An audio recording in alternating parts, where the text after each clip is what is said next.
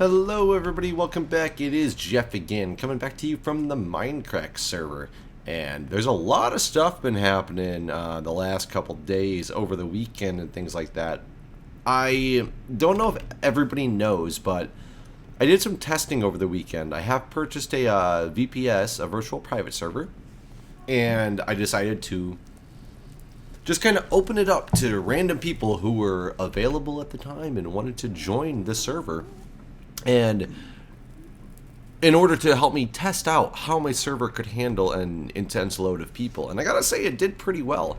It amazingly did well enough that, I mean, it did pretty well in what it was. I had some technical issues for a while, but there were so many people that were there that were so helpful and stuck around for like hours upon hours, just for like the sheer joy of, you know, hanging out with some other people, helping me out do some testing. A lot of really cool people too. Nobody was like oh, that was not good. Nobody was I expected, if I opened it up, because I even opened it up to the Reddit at one point, I just said somebody post the IP on the Reddit and let people jump on. I had it non-whitelisted, and let's see what happens. And man, everybody who came on was great. They were very helpful. Nobody was trying to do any type of griefing. Everybody was trying to enjoy themselves and have a good time. It was a really good time. I really had a lot of fun with it.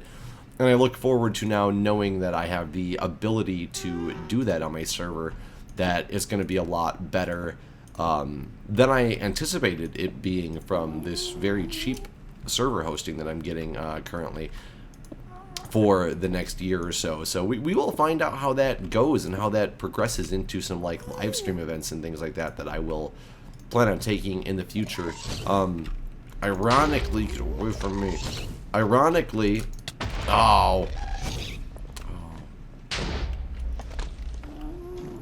Ironically, I did have to reset. That was weird.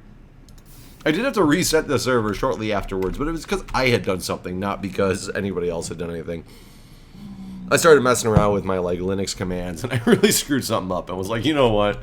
Let's just restart it and see what happens. And I have restarted the server, reinstalled the OS, restarted the server, and it's funny because I just kind of was doing some testing. I have a couple different servers running simultaneously because I really wanted to tax it and see if it was going to be able to do it well. Then I just kind of left it up and running and randomly checked the other day and looked, and there was like 5 people playing. I just put up a normal world, so I do have some people that are randomly playing on a server that I have just for fun. They do know that it's not a permanent solution by any means, that they could lose what they have at any given time, but I'm more than happy to have people like playing around with it and things like that, and you know, help me. It kind of helps me know how well the thing is going to run, because I have, like I said, 2 servers simultaneously running on the same box, or 2 Minecraft servers, I should say, simultaneously running on the same actual server, and it's holding up strong. And I might actually post the IP. You can actually find the IP yourself. It is non-whitelisted still. Feel free to jump on and enjoy yourself and have a good old time. It's not going to be anything special. It's not going to stay up forever, so don't get all upset if it like goes away all of a sudden at one point. But feel free to find it out and jump on. There's some pretty cool people on there. Done some talking to. I actually opt somebody just because they were helping me out with things. And go figure, my phone's ringing. So hang on, everybody. I'll be back with you soon. Alright guys, sorry about that. I am back, and as you can tell, I am no longer in the Nether. I am in the desert village. I finished what I was doing over there. Man, these guys are crazy. I finished what I was doing over there, and I decided to come out to the sand village. This is the smaller of the 2. But hopefully not for long. The plan is to actually make this a super village. So I have been mining up a bunch of sandstone and sand in the aspects of getting a lot of goods to start building homes. And there we go. I was going to build this place up and build it like crazy. So what I was talking about when we left was the fact that I got my little server thing up and running, and it's pretty cool. I I like it. People seem to enjoy it. Like I said, it is up. It's not going to stay up forever. If you can find it, feel free to join it. But don't get very upset if it goes away very, very quickly. So we will see how long it lasts, how much fun it has, you know, how much fun people have on the server. I have to make a shovel, actually. So that's one thing that I've been doing lately. I actually spent a lot of time this weekend working on that, and I plan on continuing to work on that. What am I missing here? There we go. So I want that, because I'm only going to get 2 more. That's fine. Couple shovels going on here because I want to clear out some space. So the one thing I actually do want to talk about today, you guys are like staring at each other. You guys selling the same goods? Bottle of enchanting. I don't know if I've ever seen a villager selling that before. It's interesting. Coach chicken or bottle of enchanting? No, thank you. So the one thing that I wanted to talk about this weekend actually came up last weekend. I just haven't had time to discuss it yet. As you guys all know, I am on top of being a nurse. I am a firefighter and EMT. I work out of Montgomery County, Maryland, or I volunteer out of Montgomery County, Maryland, I should say. I have been an EMT now for about 2.5, coming up on 3 years.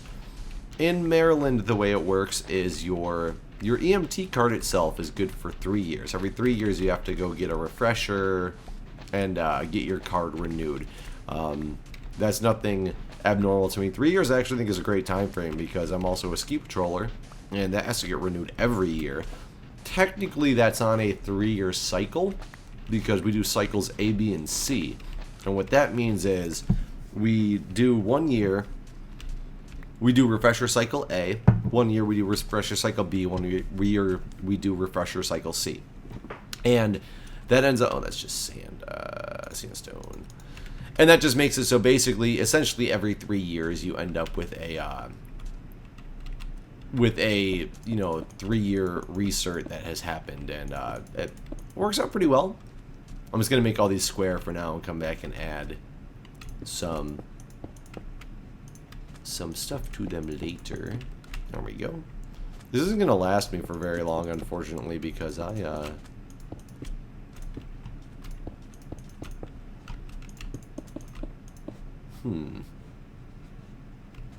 because I actually don't have...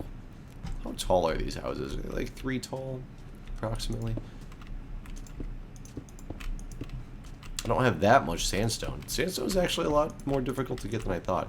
But either way, I think 3 years is pretty good, even though, like I said, technically my ski patrol is 2, but I still have to refresh every year.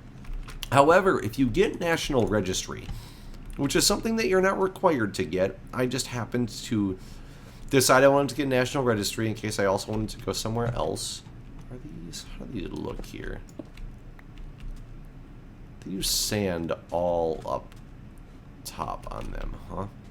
I planted a little tree farm over here in the hopes of getting a lot of wood, and actually it's growing pretty well already. I should probably come over here and harvest this and replant it, because I might make these wooden bases, oh, excuse me, sandstone bases, but with wooden tops.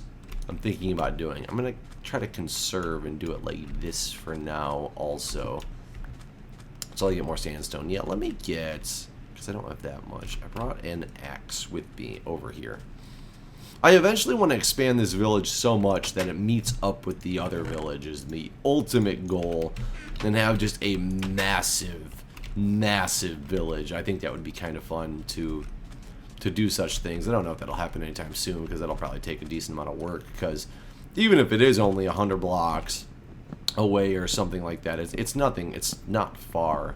I don't remember exactly the amount of blocks it is away, but that's still going to take a lot of houses to get that's all the way between the two. But either way, we're going to just start now and making this massive village with just some basic houses, start increasing the population, possibly get an iron golem or something like that. We'll find out how it goes as as this progresses, but as an EMT, I refreshed, excuse me, got the hiccups. I refreshed last week over the weekend. I enjoy refreshers.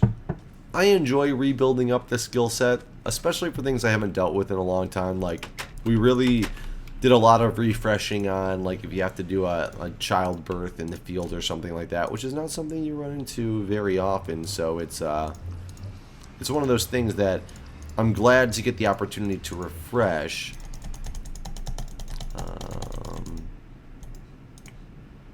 Actually, maybe 2 stacks of these. I'm not going to have enough for 2 stacks of these, am I? Okay, I guess that's as many as I get. I still need a lot of planks, though. Oh, I got a whole stack of 64 here. Okay, that's good. There we go. I don't need all of these right now. I'm going to see how this looks with some stairs and... How do they do these? Some of these are just squared off at the top. Some of them are a stairway up top.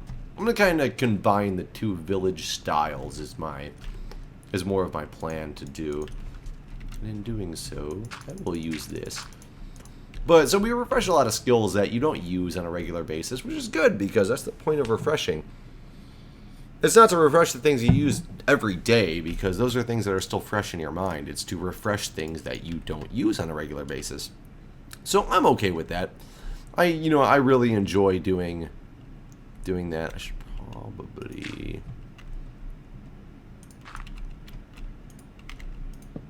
There we go. Is that going to look right? So that looks right. And they just have it flat in the back.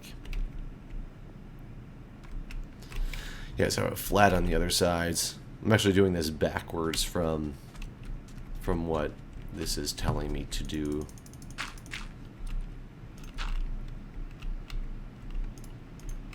There we go. We're just going to see how this looks. Who knows? I might not keep it. I might go away from it. Probably need more cobble. Did I extend this out to the edges? I did extend this out to the edges. Only on one side. Well, let's see what it looks. That is also not accurate. Oh, don't have my axe on me. But we were discussing the potential protocol changes coming up for the state of Maryland, and I will tell you, the state of Maryland protocol changes have me quite upset. The thought process is that they want to change some things, which I'm okay with. Some things are changing. They're implementing something. One thing is called high proficiency CPR. I'm actually a big fan of that after hearing what it was. I really like the aspect of it. High proficiency CPR. So currently in the field, if you have somebody in cardiac arrest and you want to start CPR on them, you basically start CPR and you load them up as fast as you can. And sorry about that, everybody. I am very, very upset right now because I kind of lost the second half of my recording there. Luckily, since I'm still running the 4 gig clips, I didn't lose everything. I think I left off talking about CPR. I had actually gone into a lot more stuff. A creeper blew up my house. It was really weird. But anyways, we'll just get back to what I was saying. I can repair all this. So I was discussing CPR and saying that in basically what happens now. God damn it. Maybe this house isn't meant to be. This is so sad. No.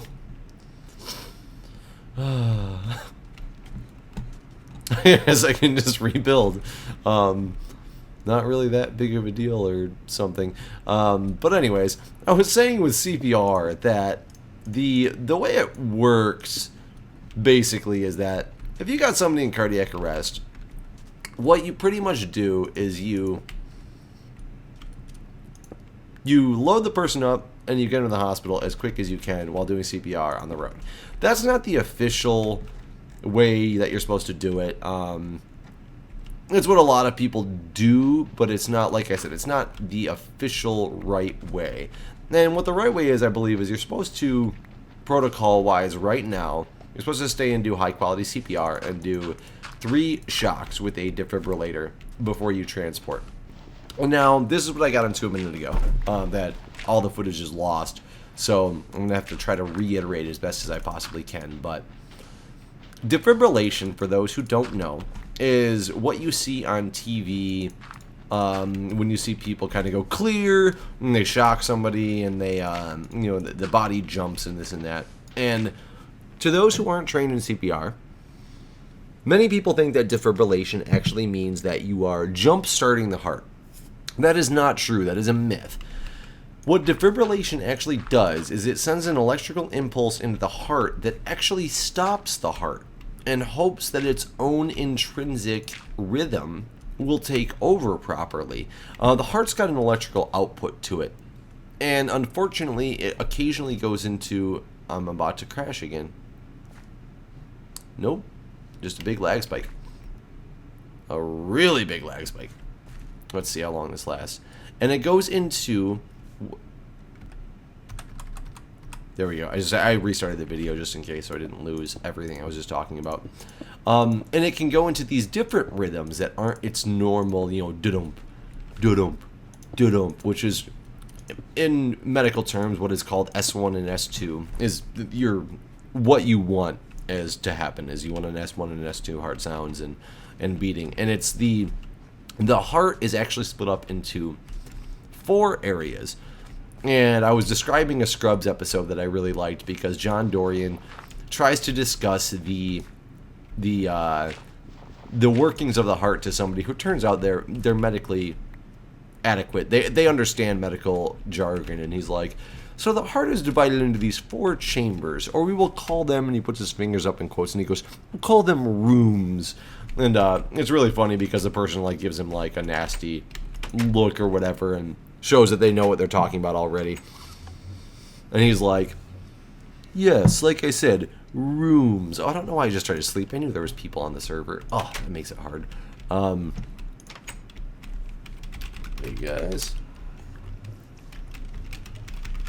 Sorry, having issues. I actually thought I had my my blue screen issues taken care of. I haven't blue screened in about a week now, but apparently I still am going to do such things because I just did, which is unfortunate. But I mean, I'll try to work through that as much as I can. But so the heart really is divided into 4, quote unquote rooms, and you have your left and right atria and your left and right ventricle. I guess I said that backwards. I should say your right atria, your right ventricle, your left atria, your left ventricle, because that's the way the heart works.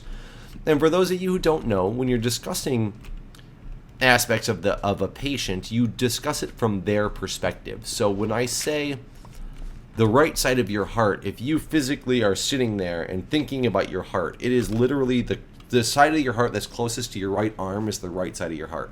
If I'm looking at a patient, it's backwards to me. However, the right side of their heart is still the right side of their body, the right side of the heart that's on the right side of their body, I guess, because the heart's a little more left located, it's not centrally located. But either way, everything is from the patient's perspective. So when I say the right heart, I mean the patient's right heart. I don't mean what I'm looking down as and saying this is the right side of the patient, because that's not really what it is. Put that on there.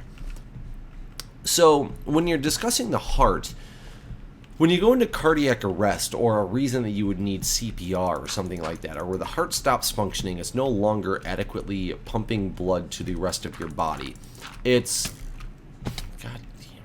the rhythms that it could be in that are defibrillatable or shockable, as a easier term to say, are ventricular fibrillation or ventricular tachycardia. And what it means is your left ventricle, which is the left side of your heart's the powerhouse of your heart. it actually is the only side of your heart that has oxygenated blood in it. In a normal person, sometimes it happens where there's oxygenated blood on the other side, but that's a whole different story. The only side of your heart that's supposed to have oxygenated blood in it is the left side of your heart, though. And then your left side of your heart has to pump in just the right way to be able to deliver all this oxygen-filled blood to your body. So the left side of the heart has to pump a lot harder and more effectively than the right side, just because that's what's actually supplying your body with the oxygen that it utilizes in order to survive.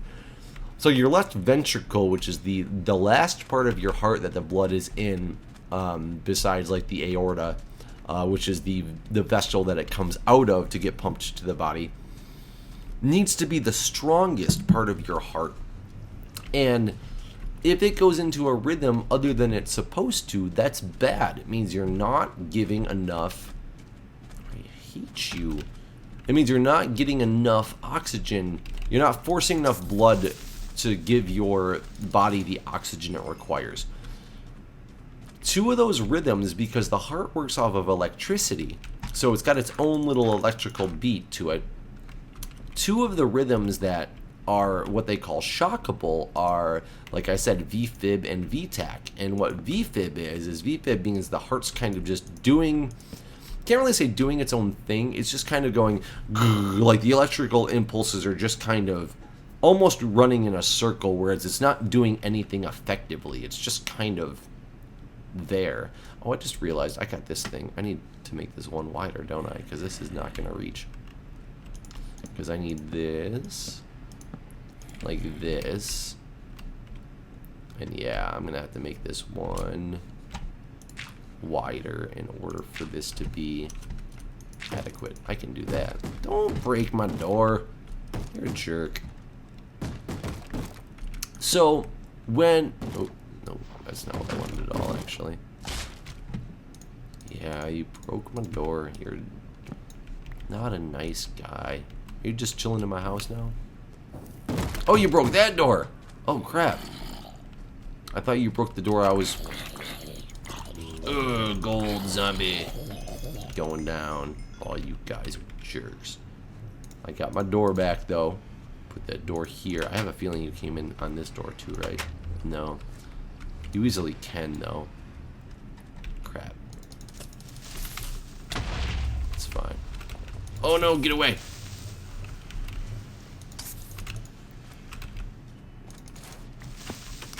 Wish all these people weren't on. I want to sleep. I want to sleep through this night. But anyways, you go into this, the VFIB rhythm, or the VTACH rhythm, which just means it's going way too fast, but it's overriding the other part of the heart, your atria, and it's not giving it its atrial kick, is what they call it. So you're actually still, even though you're pumping very, very fast, it's not effective pumping. It's not filling up the chamber with enough blood to force it through the body at the right way. You can be in many other rhythms, including no rhythm at all. I guess that wouldn't really be a rhythm, but what they call asystole is what you traditionally see as that flat line on TV, and you constantly see that on TV. And contrary yet again to popular belief, you cannot shock a flat line, because that's what I'm trying to get down to. The myth is the fact that a flat line is no electrical activity. All shocking somebody does... Oh, I guess this was right. Okay, good. All shocking somebody does is actually it stops the heart completely. And it hopes that when it stops the heart, it allows its normal rhythm to take back over. When somebody's flatlined, it's already stopped. Their normal rhythm is not taking back over because the heart's got nothing going on. So it's not a rhythm that if you shock it, anything would happen to. So despite what you see in movies, you constantly see, in old movies at least, new movies not so much anymore. In the new movies, they've gotten a lot better about, in the new movies and the new TV shows, that they don't shock asystole very often anymore because it's so... That looks like crap.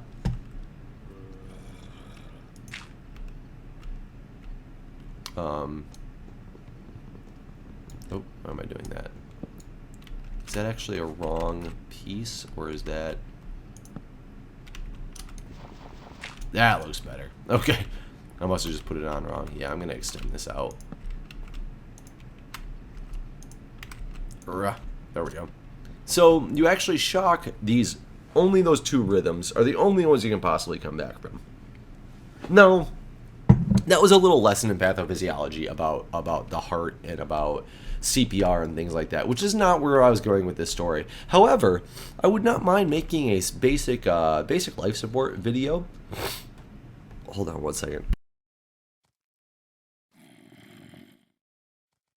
My throat there. I wanted to cough and didn't want to do it on the microphone, but I would not mind making a basic life support video for those people who are not versed in CPR, just as not a way to certify somebody in CPR by any means, but to, I'm a firm believer that everybody should know CPR. So if you have the opportunity, take a CPR class. I've been CPR certified since I was 10 years old, and I am now a CPR instructor. I have been for actually quite a few years now, but it is definitely a skill that everybody needs to know, because you never know if you're going to get caught in a situation where you need to use it and you could be the person in charge of saving somebody's life. But where I was going with this is the fact that, like I said, I've been CPR certified since I was 10, so I've seen a lot of changes to the American Heart Association, which is who does the... Oh, and once again, computer problems. Luckily, I didn't lose too much this time, but I will take another video and explain to you guys the problems I'm having. Maybe you guys can be able to help me out with it, but as of now, this is what we're gonna deal with. I made this wrong. I just realized. I made this completely wrong. God, this house looks dumb. But trying to finish up what I was saying here, the American Heart Association is the group that basically does the main certifications now for CPR and the standard for CPR. And with the standard for CPR comes, like, as I said, I've been certified for many years, so I've seen many changes in the standard for CPR.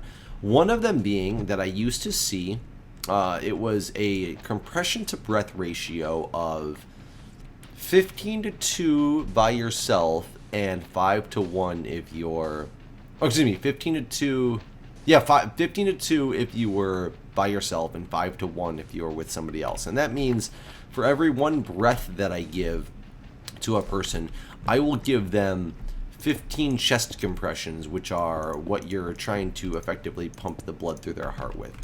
I saw that change from that ratio that I said to 15-2 kind of across the board. Like everything is 15-2 by yourself, not by yourself, child, infants, etc., etc. And then I have seen that also update, the most recent update to 30-2 for most situations, not quite every situation, and there's reasons for that, why they're not in like child and infant CPR. But what that effectively means is if somebody's in cardiac arrest, I'm going to get down on the ground, I'm going to compress on their chest 30 times and be like 1, 2, 3, 4, 5, and I'm going to hit sticky keys apparently. But anyways, you guys get the point of that. And then after that, I'm going to give 2 breaths into their mouth.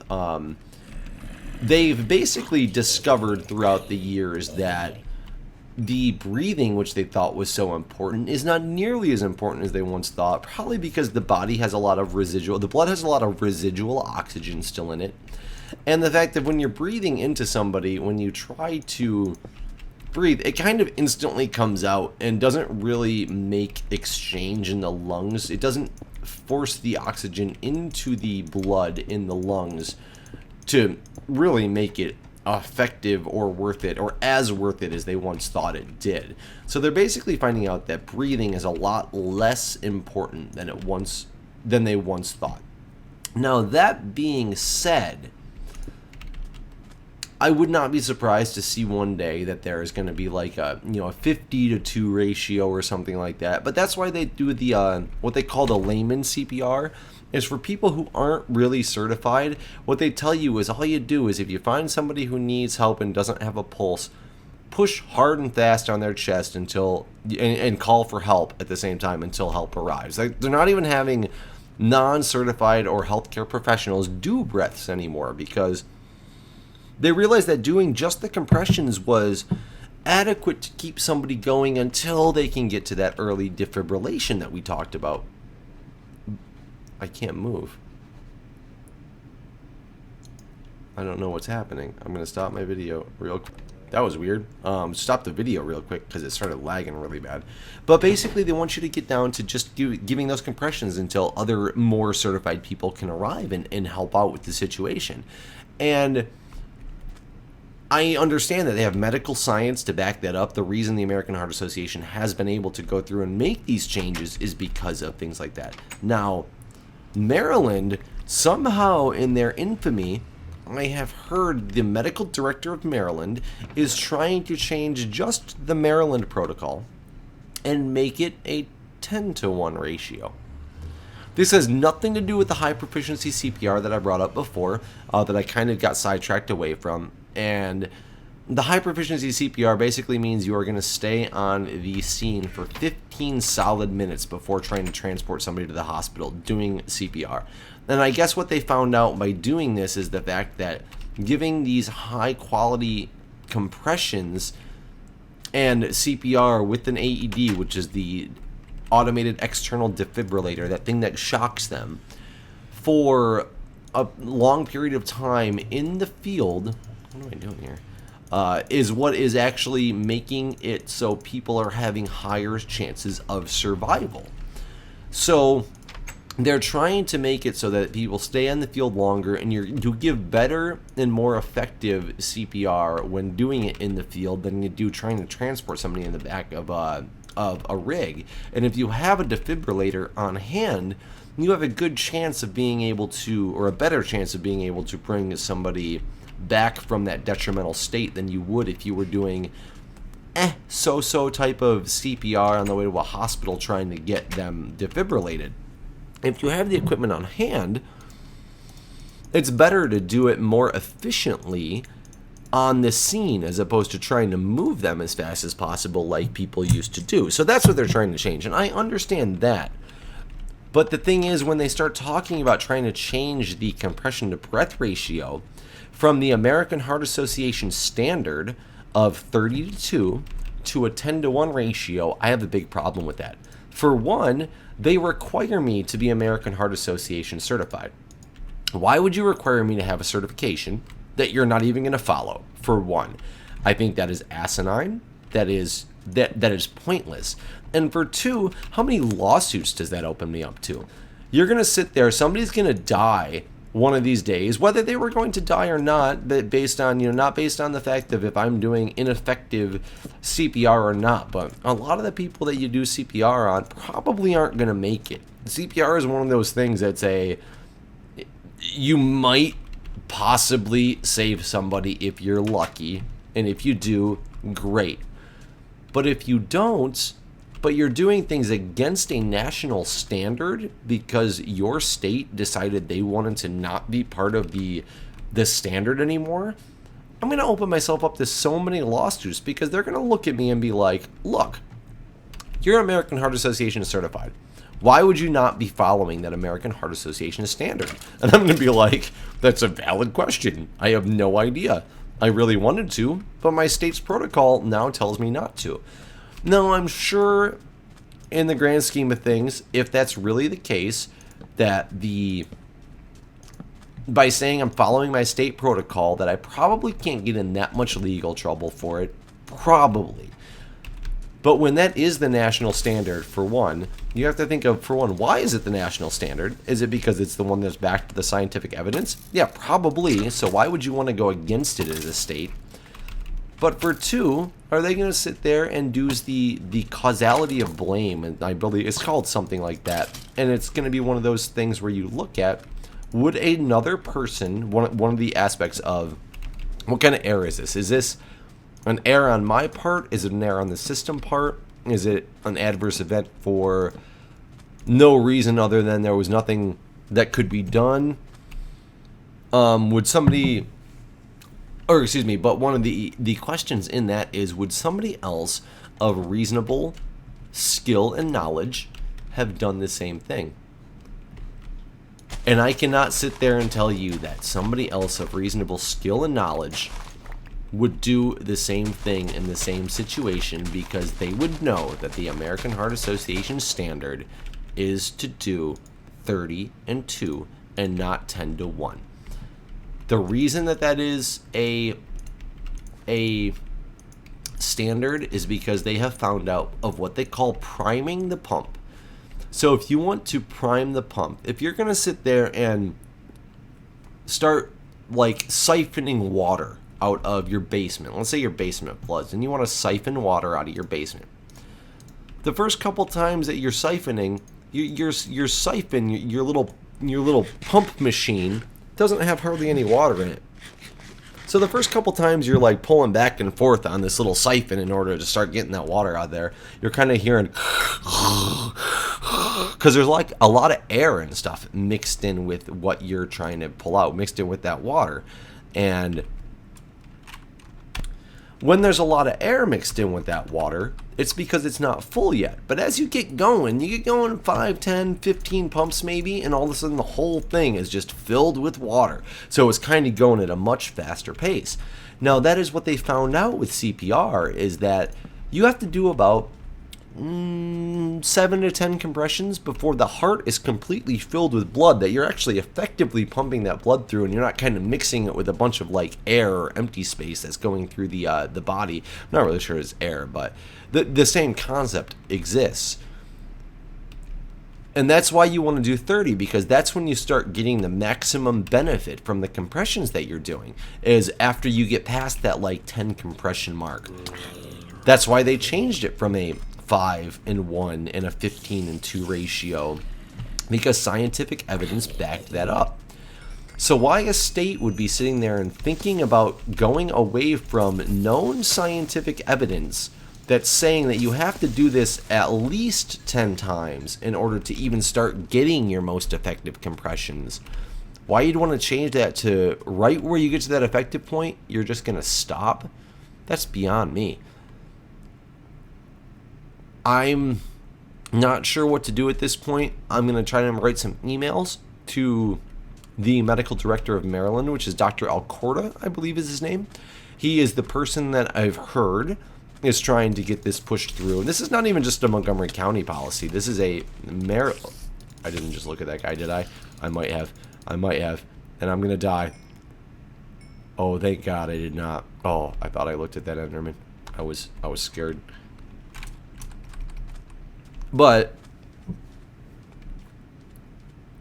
I don't know if anybody else knows about the situation, has heard anything similar, has maybe heard of evidence that I have not been privy to, like in just evidence-based practice. I try to keep up with the CPR stuff as much as I possibly can because I'm a CPR instructor, because I'm an emergency medicine nurse, because I'm an ICU nurse. Even though I'm not doing those job roles at the moment, that's what I am at heart.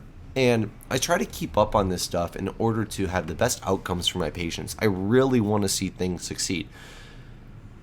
And hearing a situation like this that I'm unfortunately going to be stuck in the middle of because I am a Maryland EMT, it kind of is upsetting to me. But maybe there's scientific evidence out there, evidence-based practice that I have not seen, that is saying that this is a good thing. So if somebody can point me to that, I'd be just as happy to look at that.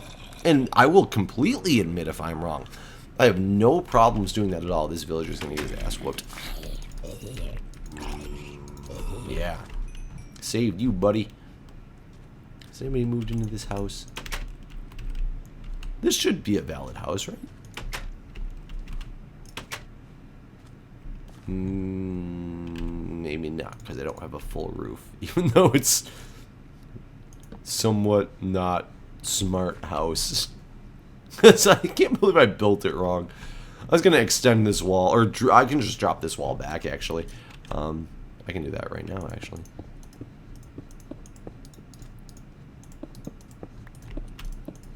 Let's actually end this episode with actually a decent looking house. How's that?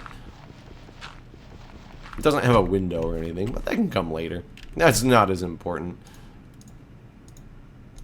But thank you guys for letting me rant about that. I would like to know...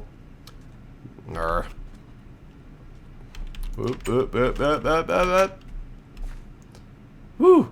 I started to lag again. I'm just going to cover that up for now and meet you guys at a different time in a different video. Thanks for watching. Hope the choppiness isn't too much for you. I really had a lot to say, and unfortunately had a really bad recording session to say it in based on my computer's acting up on me and everything, but hope you guys appreciated it and can give me some advice or some thoughts, or maybe somebody coincidentally has some knowledge about what I'm talking about related to Maryland State in general. You never know. The people that watch my video, you might be just the right people in just the right places to help me out and follow this through and find out what to do. But anyways, thanks for watching, guys. Appreciate it. I will see you next time.